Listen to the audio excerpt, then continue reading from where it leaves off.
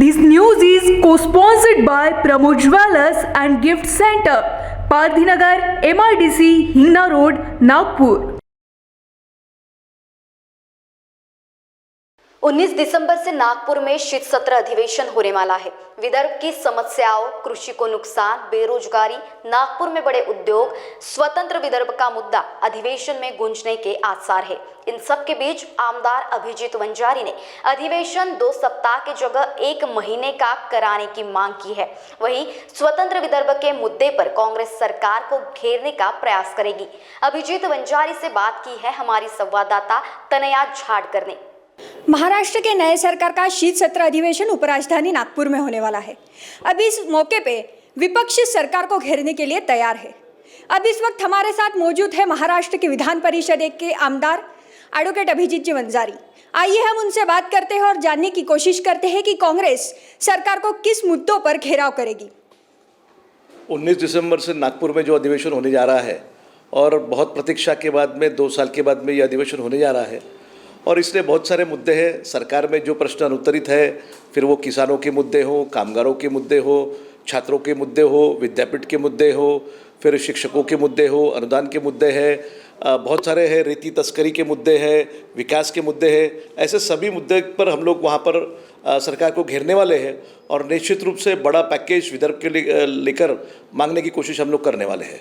स्वतंत्र विदर्भ के मुद्दे पर क्या कांग्रेस आंदोलन करना चाहेगी? हाँ, हम लोग सरकार को याद दिलाएंगे कि भारतीय जनता पार्टी की 2014 में सरकार आने के बाद में उसके पहले देवेंद्र जी फडणवीस या भाजपा के शीर्ष नेताओं ने विदर्भ को हम लोग अलग करेंगे, उसका अलग से विकास करेंगे ऐसा वादा किया था। वो वादा उन्होंने 19 तक पूरा नहीं किया।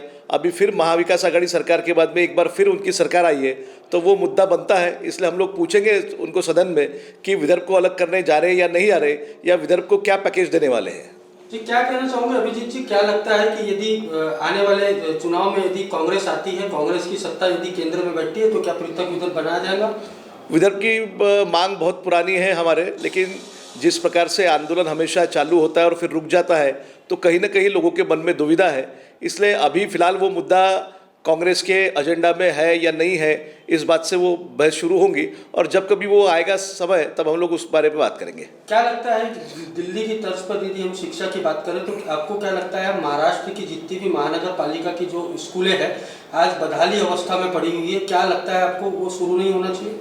बिल्कुल शुरू होनी चाहिए। जैसे दिल्ली में अरविंद केजरीवाल ने आप पार्टी के सरकार के माध्यम से म्यूनसिपल काउंसिल की जितने भी स्कूलें हैं, मैं खुद वहाँ पर गया था। मनीष सिसोदिया जी जो वहाँ के उप मुख्यमंत्री है, शिक्षा मंत्री है, उनके साथ में मैंने 45 मिनट चर्चा की थी। उन्होंने अपने OSD को मेरे साथ में दिया था। दिल्ली के 2 स्कूल मैं खुद देख के आया और वैसा पैटर्न महाराष्ट्र में होना चाहिए। जिस प्रकार से अपने स्कूलों की बदहाली है तो कहीं ना कहीं सरकार के इच्छा शक्ति का अभाव है, चाहे किसी की भी सरकार हो, लेकिन शालेय शिक्षण के प्रति या उच्च व तंत्र शिक्षण के प्रति सरकार की उदासीनता और सरकार में बैठे उच्च स्तरीय अधिकारियों की भी ये उदासीनता उसका ये कारण है। लेकिन आने वाले समय में बार बार हम लोग उसकी मांग करते आ रहे हैं।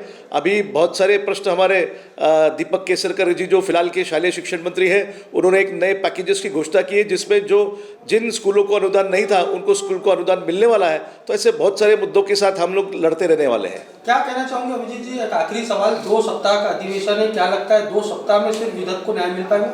नहीं, 2 सप्ताह में कुछ खास काम उसमें होता नहीं है, क्योंकि 2 सप्ताह में आपका शनिवार रविवार छुट्टी होती है, एक आध छुट्टी बीच में आ जाती है, क्रिसमस की छुट्टी 25 तारीख को है, तो विशेष कामकाज होगा ऐसा मुझे नहीं लगता। मेरी ये मांग है कि ये कम से कम 1 महीने का अधिवेशन नागपुर में होना चाहिए, क्योंकि कोरोना के बाद से 2 साल में ये अधिवेशन नहीं हो पाया। इसलिए विदर्भ के सभी जिलों को न्याय दिलाने के हिसाब से और यहाँ के जितने भी सामाजिक कार्यकर्ता है, राजकीय कार्यकर्ता है, नेता है, उनकी मांग को अगर हमको पूरा करना है, विदर्भ के पूरे विकास की बात करना है, तो कम से कम 1 महीने तक के ये अधिवेशन एक्सटेंड करना चाहिए। आपल्या सौंदर्यात भर पाडण्याकरिता प्रमोद ज्वेलर्स घेऊन आल्यात आकर्षक दागिन्यांचे भव्य दिव्य कलेक्शन। चला तर मग तयार होऊयात प्रमोद ज्वेलर्सच्या दागिन्यांनी नटायला।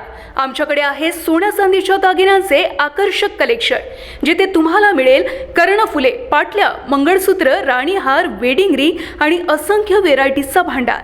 तर आजच आपल्या आनंदी क्षणांना सुवर्णमयी बनवण्यासाठी आमच्या शोरूमला अवश्य भेट द्या।